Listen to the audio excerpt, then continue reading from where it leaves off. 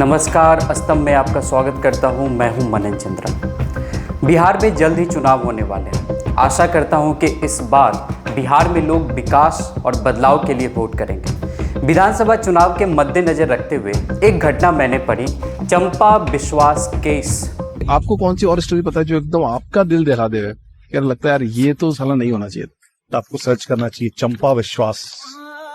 सिर्फ आप इतना सर्च करेंगे तो आपको दिखेगा बिहार। चंपा विश्वास एक आईएएस ऑफिसर की पत्नी थी। बिहार में आईएएस ऑफिसर की पत्नी थी और एक दिन उनका एलिगेशन आता है कि 2 साल तक उनके बगल वाले फ्लैट में रहने वाले उन लोगों ने 2 वर्ष तक उनका रेप किया, एक आईएएस ऑफिसर की पत्नी का। और इस आईएएस ऑफिसर को भी पता था, वो कुछ नहीं कर पा रहा था। कहानियां पढ़ेंगे तो आपका दिल सहर जाएगा कि मतलब जहाँ एक आईएएस ऑफिसर की पत्नी से। आज बड़े ईमानदारी से कहना चाहता हूं कि इस घटना ने मुझे झकझोर के रख दिया। इस घटना ने यह बताया कि कभी कभी ताकतवर लोग भी कितने कमजोर हो सकते हैं। मैं अपने देश में अगर नेताओं और सरकार को छोड़ दे तो कहते हैं कि दूसरा सबसे पावरफुल ताकतवर होता है, वो होता है ब्यूरोक्रेट्स। सरकार आती जाती रहती है, नेता बदलते रहते हैं, लेकिन ब्यूरोक्रेट्स यानी कि अधिकारी नहीं बदलते। ट्रांसफर होना आम सी बात है। हर नई सरकार अपने मनपसंद अधिकारी को अपने पास रखना चाहते हैं। इंसानियत को शर्मसार करने वाली आज एक घटना का जिक्र करने जा रहा हूं। इस हैवानियत को आरजेडी के बड़े बड़े नेता ने अंजाम दिया, जो लालू यादव के करीबी थे। आगे उनका नाम भी लूंगा और खुल के लूंगा। फैसला आप बिहार की जनता को करना है कि आप जंगल राज का दौर चाहते हैं या फिर बिहार में परिवर्तन की नींव रखना चाहते हैं। यह घटना है बिहार के एक आईएएस ऑफिसर की और उनकी पत्नी के साथ हुए बर्बरता की। अफसोस कि सिर्फ उनकी पत्नी के साथ ही नहीं, उनकी भतीजी के साथ रेप किया गया, उनकी मां के साथ रेप किया गया और अभी और भी है। उनके घर में काम करने वाली नौकरानी को भी नहीं बख्शा गया। लेकिन जंगल राज का डर ऐसा कि कोई कुछ बोल न सका। मृत्युंजय यादव, जो कि हेमलता यादव के बेटे हैं, जो आरजेडी के बड़े नेता हैं, लालू यादव के काफ़ी करीबी है, मृत्युंजय यादव आईएएस ऑफिसर की पत्नी का रेप करता रहता है कई सालों तक। जब लगभग 2 से 3 साल बाद जब आईएएस ऑफिसर ने केस दर्ज करवाया तो प्रशासन यानी कि पुलिस ने केस को दबा दिया। फिर गवर्नर के पास लेटर लिखा जाता है और फिर बात मीडिया में आ जाती है। 18 जुलाई 1990 को बीबी विश्वास की शादी चंपा विश्वास के साथ होती है। उसके बाद बिहार में पोस्टिंग होती है। 2 नवंबर 1995 को बीबी विश्वास अपनी पत्नी चंपा विश्वास के साथ पटना के बेली रोड स्थित एक सरकारी आवास में शिफ्ट हो जाते हैं। बीबी विश्वास बिहार में समाज कल्याण विभाग में सेक्रेटरी थे और इसी समाज कल्याण विभाग के चेयरमैन थी हेमलता यादव, जो कि आरजेडी की ताकतवर नेता मानी जाती थी।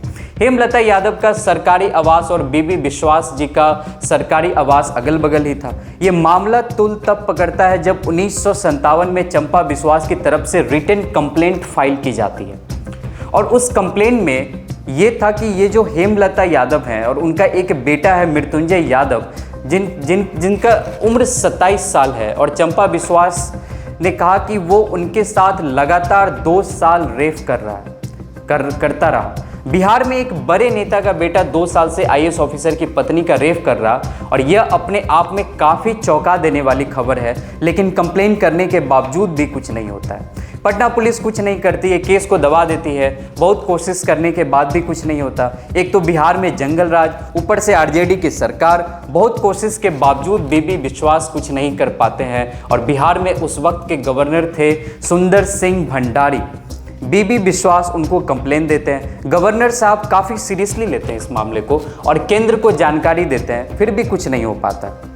यह मामला दोबारा फिर से तुल तब पकड़ता है जब अपोजिशन के leader Sushil Kumar Modi press conference कर गवर्नर सुंदर सिंह को लिखे गए कंप्लेन को कोट करके मीडिया को जानकारी देते हैं, जिसमें लिखा जाता है कि आरजेडी के विधायक हेमलता यादव के बेटे मृत्युंजय यादव पर आईएएस की पत्नी चंपा यादव का 2 साल लगातार रेप करने का आरोप लगाया गया था। उसके बाद ये खबर फ्रंट पेज बनी और लगा ये कौन सा जंगल राज है जहाँ पे आईएएस का परिवार भी सुरक्षित नहीं है और मुझे लगता है कि लालू यादव को बिहार की जनता को सफाई देनी चाहिए इस केस के बारे में। ऐसे बिहार में उस वक्त बहुत सारे कांड हो चुके थे, जंगल राज जैसी स्थिति बन चुकी थी, उसमें आईएएस ऑफिसर ही क्यों न हो, जब अपराधियों की सरकार हो तो खौफ किस बात की। इस प्रेस कॉन्फ्रेंस के बाद मामला ने तुल पकड़ा, फिर बयान लिया गया। चंपा बिस्वास ने अपने बयान में बताया कि 1995 में पटना के बेली रोड स्थित सरकारी आवास में पहुंची तो उनके पड़ोस में हेमलता यादव जी का क्वार्टर था। उनका बेटा था 27 साल का मृत्युंजय यादव और चंपा बिस्वास की उम्र थी 30 साल।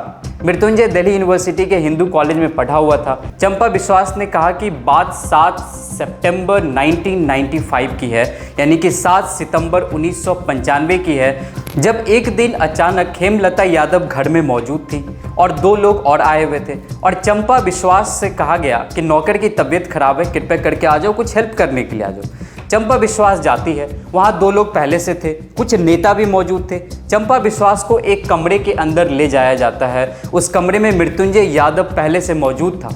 बाहर से ये लोग दरवाज़ा बंद कर देते हैं। चंपा घबरा जाती है, दरवाज़ा पीटती है और मृत्युंजय यादव उसके साथ रेप करता है। कुछ वक्त के बाद जब वो कमरे से बाहर आती है, रो रही होती है, तब हेमलता यादव जो कि आरजेडी की उस वक्त की एमएलए थी, उन्हें धमकी देती है चंपा यादव को कि ये बात अपने पति और किसी से मत कहना, नहीं तो पूरे खानदान को मार दिया जाएगा और तुम्हारी नग्न तस्वीर यानी कि नेकेड पिक्चर जो ली गई थी, उस पिक्चर के द्वारा धमकाया जाता है कि तुम्हें बदनाम कर दिया जाएगा।